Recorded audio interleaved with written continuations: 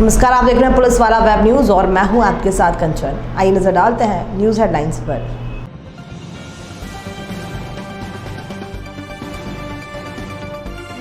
शहपुरा बिठोनी में नवविवाहिता का दहेज की प्रताड़ना को लेकर जिंदा आग से जलाने का मामला।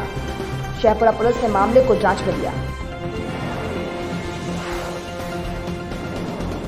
नैनपुर के पिंडरई में धूमधाम से मनाई गई महावीर जयंती, निकली भव्य शोभा यात्रा। और मध्य प्रदेश के नरसिंहपुर जिले के केंद्रीय कारागार में एक कैदी की मौत पर हंगामा मचा। वहीं कैदी के परिजनों ने जेल अधीक्षक पर लगाए गंभीर आरोप।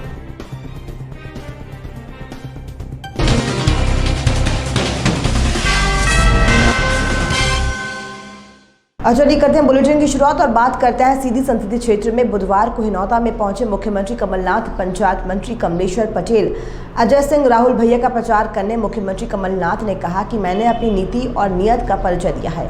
अच्छे दिन आए हैं। उनके जो बीजेपी के नेता हैं जिनके पास साइकिल नहीं थी, आज वो चार गाड़ियों के मालिक हैं। इसी कड़ी में पूर्व मुख्यमंत्री कुंवर अर्जुन सिंह को भी उन्होंने याद किया और उन्होंने कहा कि अर्जुन सिंह जी मेरे मार्गदर्शक थे।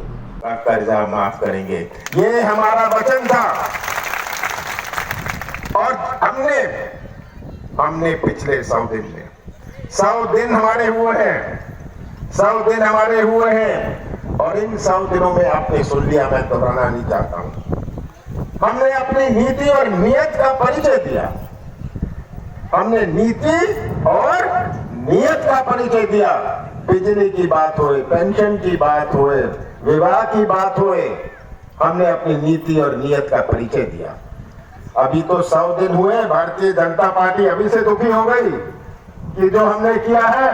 मैं तो भारतीय जनता पार्टी से कहना चाहता हूं, 100 दिन हुए, इंतजार करिए, जब 200 दिन हो जाएंगे, जब 300 दिन हो जाएंगे, हमें आपका सर्टिफिकेट नहीं चाहते, हम जनता का सर्टिफिकेट चाहते हैं। हम अपने किसानों का सर्टिफिकेट चाहते हैं, हम नौजवानों का सर्टिफिकेट चाहते हैं। और 15 साल बाद किस प्रकार का प्रदेश भारतीय जनता पार्टी ने हमें सौंपा? 100 दिन पहले कैसा प्रदेश था, जहां किसानों की आत्महत्या में मध्य प्रदेश पूरे देश में नंबर 1, बेरोजगारी में नंबर 1 पूरे देश में, भ्रष्टाचार में नंबर 1 पूरे देश में, बलात्कार में नंबर 1। ये प्रदेश उन्होंने हमें 100 दिन पहले सौंपा। ये चुनौतियां हमारे सामने थी। सीधी जिले में बता दीजिए 20 नाम जिनको आपके कारण रोजगार मिला हुए, ये तो हिसाब दे दीजिए हमें। और किस प्रकार से चिल्लाते रहते थे मोदी जी 5 साल पहले, अच्छे दिन आएंगे, अच्छे दिन आएंगे। किसके अच्छे दिन आए, मैं पूछना चाहता हूं, किसके अच्छे दिन आए? मैं बताता हूं किसके अच्छे दिन आए। अच्छे दिन आए उन भारतीय जनता पार्टी के नेताओं के जिनके पास 2 व्हीलर नहीं था, आज 4 4 व्हीलर लेके घूमते हैं, उनके अच्छे दिन आए। अब तो मोदी जी अच्छे दिन आ रहे हैं, ये नहीं चिल्ला रहे। अब तो जनता कह रही है आखिरी दिन आ रहे हैं मोदी जी के, ये आज जनता चला रही है। ये कितना कैसे ठगा है? 15 लाख माताओं और बहनों ने बड़ी उम्मीद करी, सबसे खाते खुलवाए, कितने करोड़ लोगों से खाते खुलवाए। लोगों ने 600 रुपए डाल के खाता खोला, उस 600 के 500 रुपए हो गए, 100 रुपए तो बैंक ने काट लिए। ये आज 600 के 500 हो गए और मोदी जी इसका जवाब नहीं देंगे। नोटबंदी कर दी, नोटबंदी कर दी कि काला धन आएगा, काला धन आएगा। काला धन को सफेद कर अपने हाथों को काम चाहता है।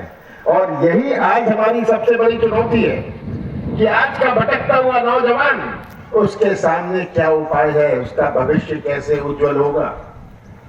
पिछले 15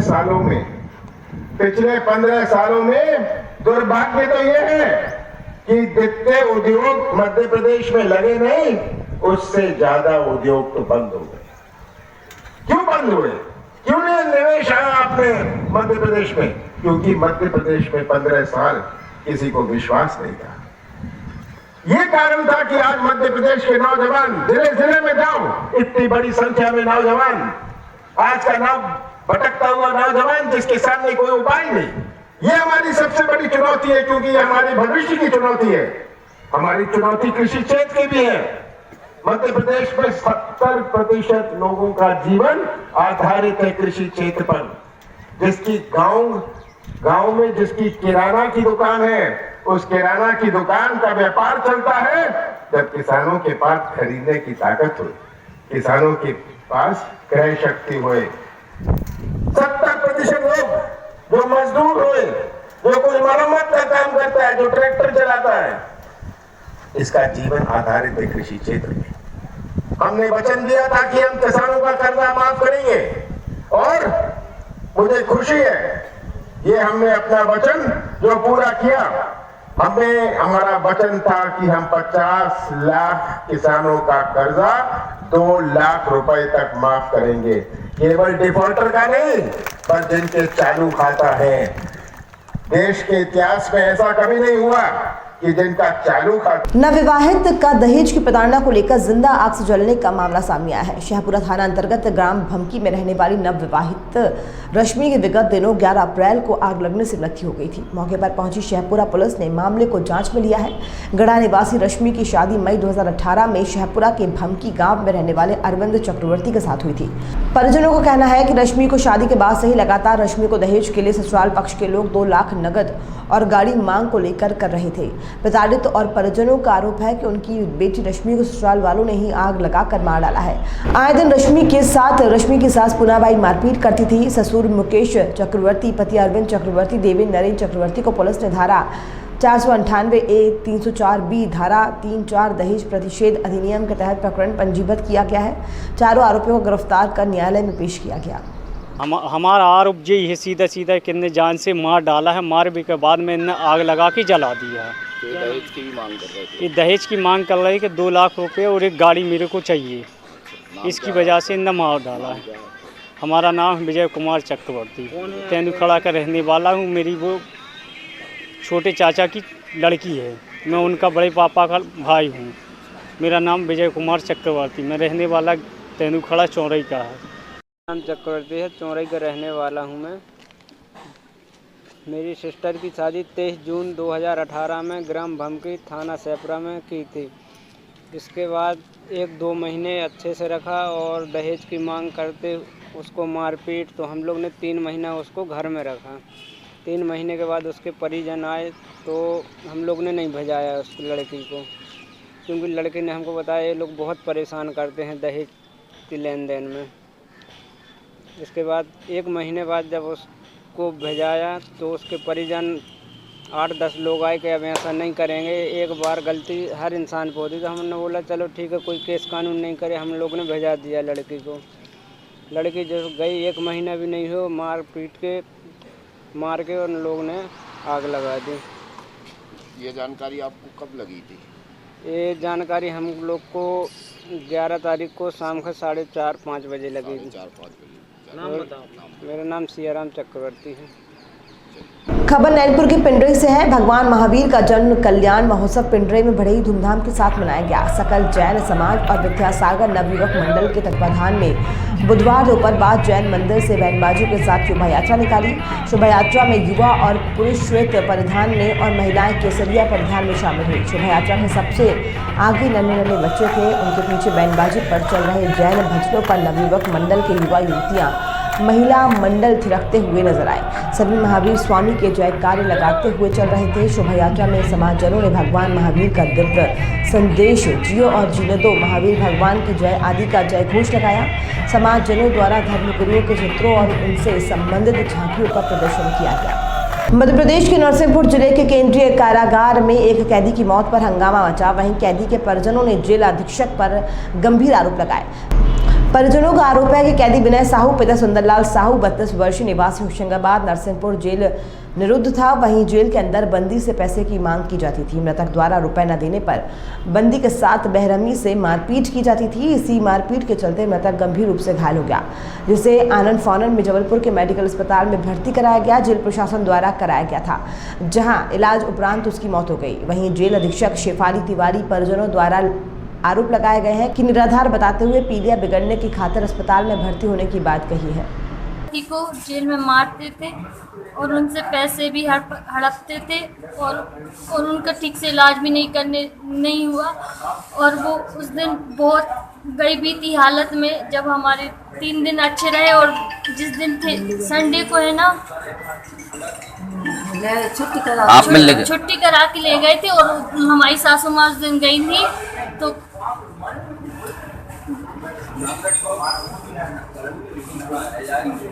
तो उनको है ना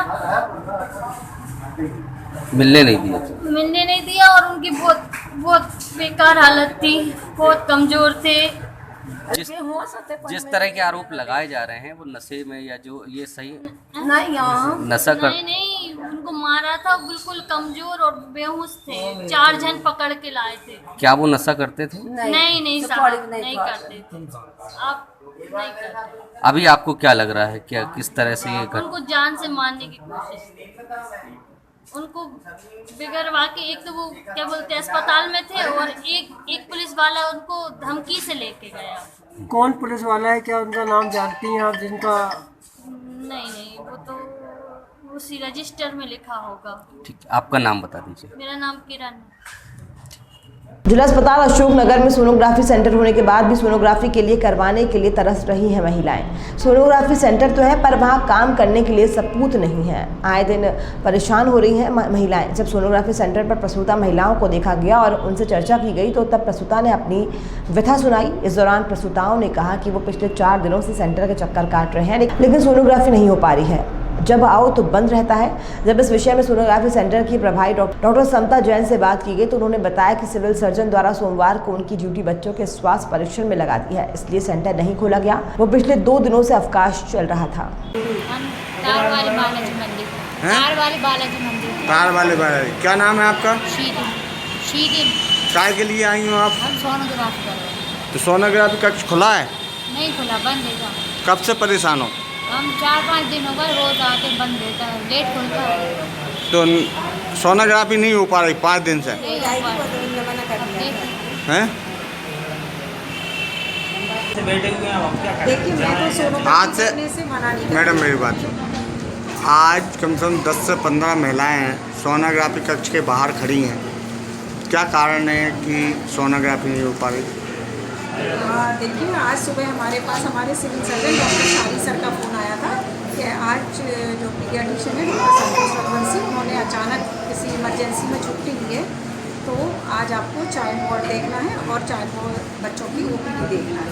तो मैं उनके कहने के हिसाब से ये चाइल्ड वार्ड की OPD है। कुछ महिलाएं कह रही हैं कि हम 3-3, 4-4 दिन से चक्कर लगा रहे हैं फिर भी नहीं। आप है ना, आप इसके लिए मैं तो कुछ 2 दिन की छुट्टी पड़ गई है, इसकी वजह से अब मैं इसमें कुछ नहीं बोल सकती। मुझे जो अपने सीनियर का ऑर्डर मिला मैं उसको पूरा कर रही हूँ। ओके।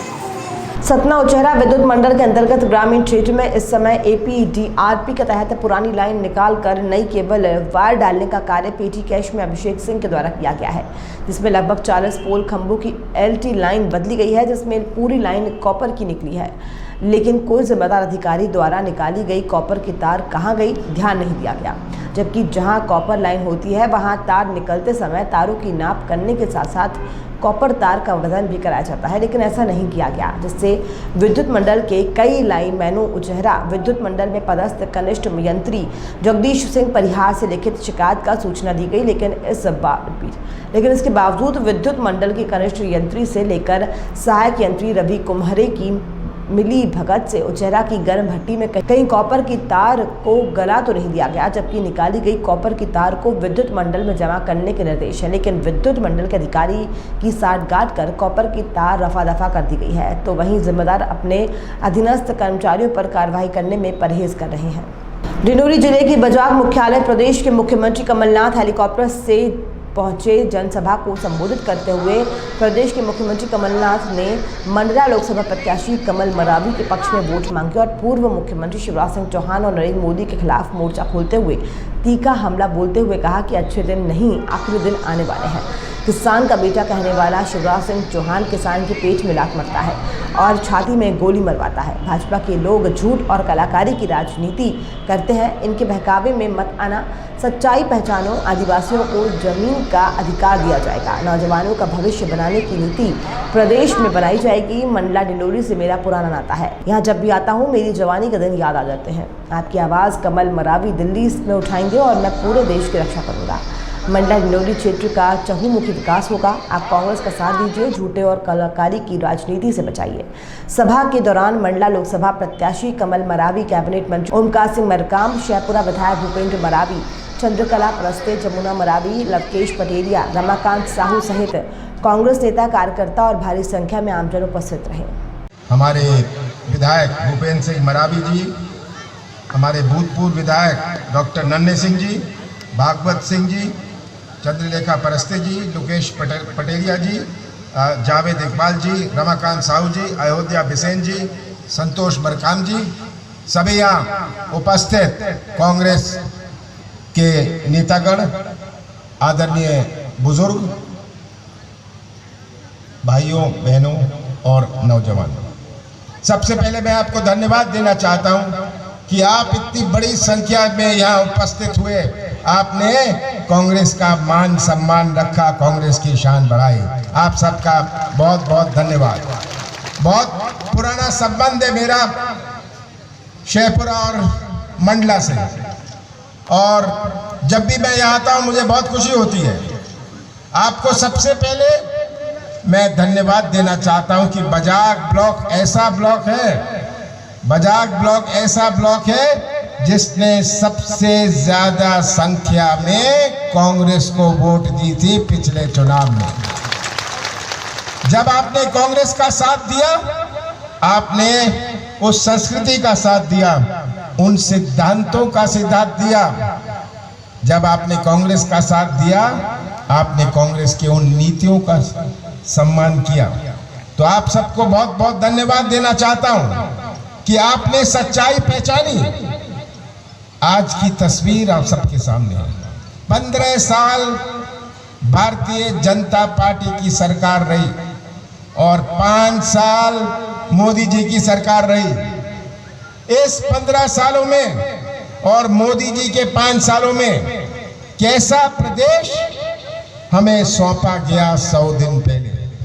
कांग्रेस की सरकार बने हुए 100 दिन हुए हैं। कैसा प्रदेश हमें सौंपा 100 दिन पहले, जहां किसानों की आत्महत्या में पूरे देश में मध्य प्रदेश नंबर 1, बेरोजगारी में नंबर 1, बलात्कार में नंबर 1, भ्रष्टाचार में मध्य प्रदेश नंबर 1। 100 दिन पहले हमें ऐसा प्रदेश सौंपा गया। कौन सी चुनौती हमारे सामने नहीं थी? हमारे कृषि क्षेत्र की चुनौती, हमारे छोटे किसानों की चुनौती, हमारे आदिवासी भाइयों की समस्या। 15 साल में मैं तो पूछना चाहता हूं कि आज क्या आप हमें हिसाब दे सकते हैं? मैं मोदी जी से पूछना चाहता हूं कि आप क्या 5 साल का इस जनता को, इस भोली भाली जनता को क्या आप हिसाब दे सकते हैं? क्या आप जवाब दे सकते हैं? आपने कितने बड़े बड़े वायदे करे थे। हमने किया था वायदा कि हम किसानों का कर्जा माफ करेंगे। किसानों के, मध्य प्रदेश के 50 लाख किसानों का कर्जा माफ करेंगे, और अभी तक लगभग 22 लाख किसानों का कर्जा माफ हुआ है। चुनाव आ गया, आचार संहिता लग गई तो रोक रकावट है, पर मैं वचनबद्ध हूं कि जैसे ही चुनाव खत्म होता है हम मध्य प्रदेश के 50 लाख किसानों का कर्जा माफ करेंगे। भारतीय जनता पार्टी आपको भड़काने आएगी, आपको गुमराह करने आएगी कि कर्जा माफ नहीं होगा। उनके शिकार में मत आइएगा, क्योंकि ये कमलनाथ का वचन है, ये हमारी गवर्नमेंट का वचन है कि हम हर किसानों का कर्जा माफ करेंगे। केवल डिफॉल्टर का कर्जा नहीं, पर जिनका चालू खाता है उनका भी हम कर्जा माफ करेंगे। हमने 100 दिन में 100 दिन में अपनी नीति और नियत का परिचय दिया। हमने 100 दिन में जो परिचय दिया ये आपके सबके सामने है। बिजली की बात हुए, हमने कहा था कि हम बिजली आधी करेंगे, बिजली आधी हुई। आपने कहा था 100 यूनिट में 100 रुपए लगेंगे, हुआ। हमने कहा था पेंशन हम बढ़ाएंगे, 300 से 600 1000 रुपए करेंगे। 2 महीने के अंदर हमने 300 से 600 रुपए कर दिए। ये करा। हमने विवाह की बात करी थी, सामूहिक विवाह की बात करी थी, 51,000 रुपए देंगे, हमने किया। हमने कहा कि हम गोंडी भाषा को सम्मानित करेंगे, हमने इसका निर्णय लिया। तो आज ये सब 100 दिन में हमने किया है। भारतीय जनता पार्टी रुक जाए, देखते जाए, अभी तो 100 दिन हुए हैं, 200 दिन में क्या होने वाला है, 300 दिन में क्या होने वाला है। और मैं तो कोई लंबी बात आपसे नहीं करनी, मैं आपको क्या समझाऊं, आपने तो कांग्रेस का साथ दिया ही है, पर आपको सावधान करना चाहता हूं। यही भारतीय जनता पार्टी से सावधान रहिएगा। जहां शिवराज सिंह जी जो कहते थे मैं किसान का बेटा हूं, कहते थे ना किसान का बेटा हूं, ऐसे किसान के बेटे थे जहां किसानों के पेट में मारी लात और छाती में मारी गोली, और आप कहते हैं आप किसान के बेटे हैं। ये कलाकारी, ये गुमराह की राजनीति पहचानिए। और मोदी जी कितनी बड़ी बड़ी बात करते थे, अच्छे दिन आएंगे, याद है, अच्छे दिन आएंगे, अच्छे दिन आएंगे। अब तो मोदी जी जनता चिल्ला रही है, जनता चिल्ला रही है कि आखिरी दिन आने वाले हैं। अच्छे दिन तो छोड़िए, आखिरी दिन आने वाले हैं। ये धोखा आपको समझना है। और नौजवानों, सबसे बड़े शिकार तो आप हुए। नौजवानों के साथ कितना बड़ा धोखा हुआ। हमारे बुजुर्गों ने तो अपना जीवन काटा है। हमारे बुजुर्ग जहाँ ये बैठे हैं, इनकी दुनिया कुछ और थी। हमारे बुजुर्गों ने तो बिना पानी के, बिना बिजली के, बिना सड़क के अपना जीवन काटा है। पर आज का नौजवान हमारी बहुत बड़ी चुनौती है।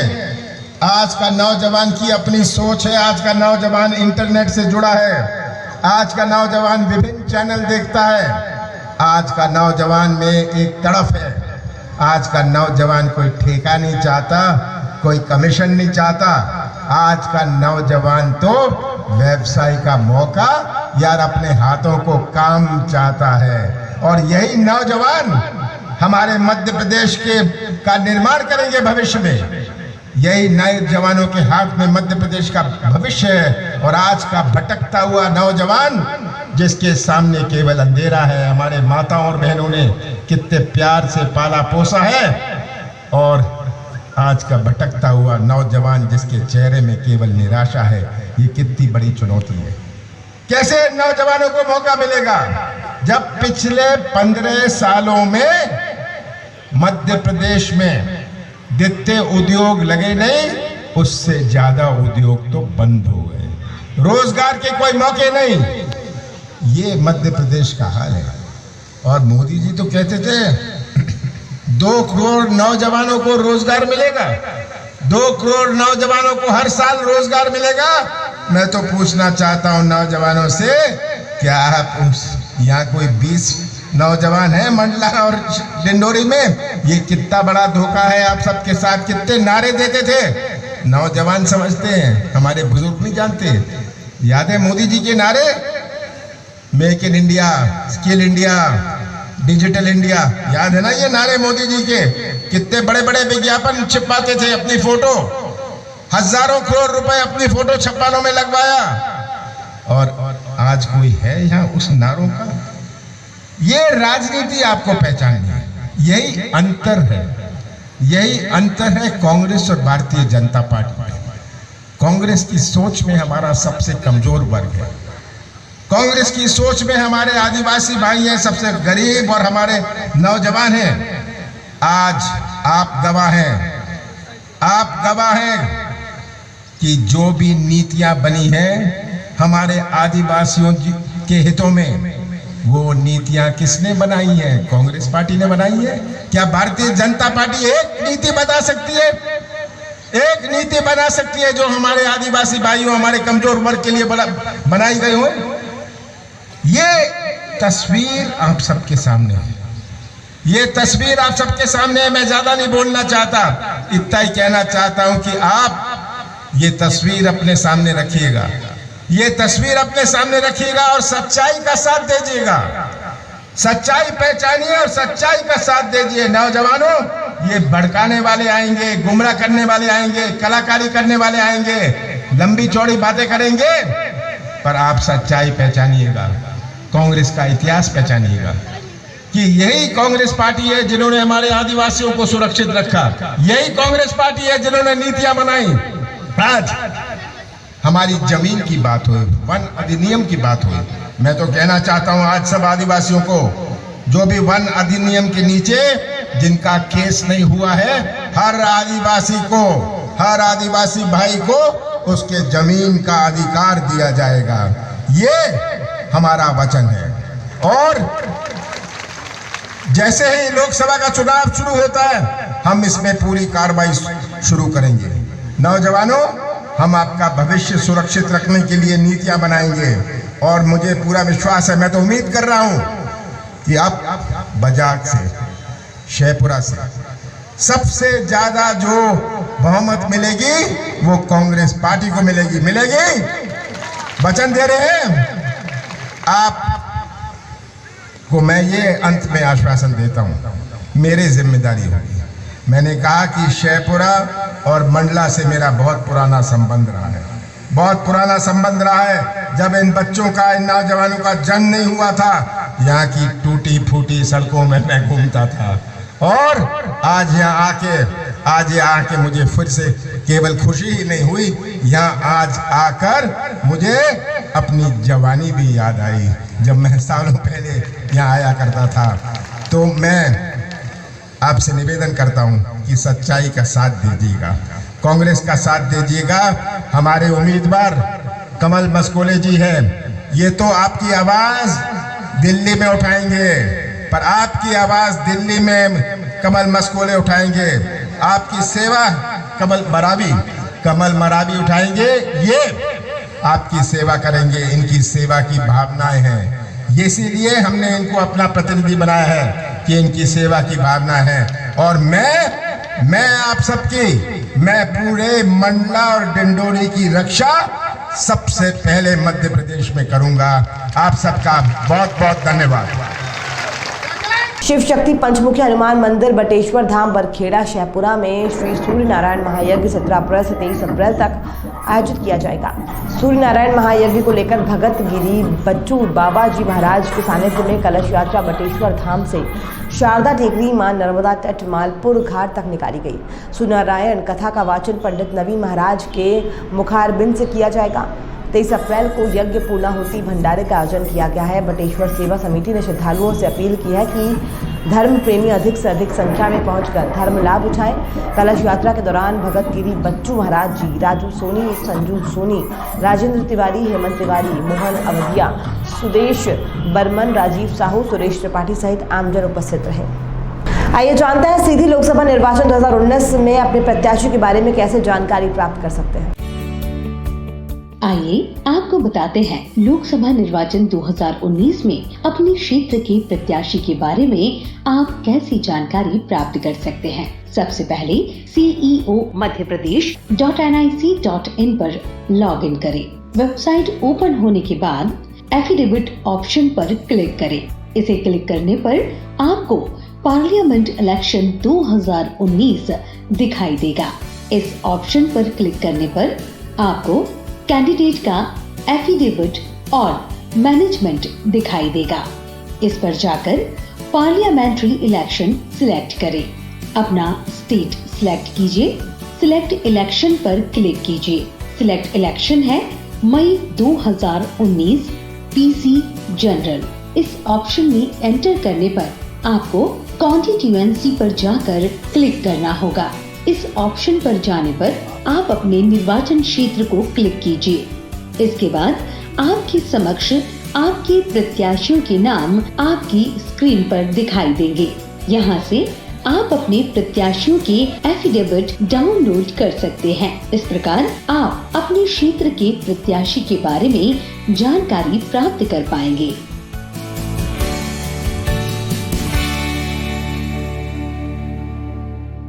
और फिलहाल इस बुलेटिन में इतना ही। और भी खबरों के लिए आप देखते रहिए पुलिस वाला वेब न्यूज।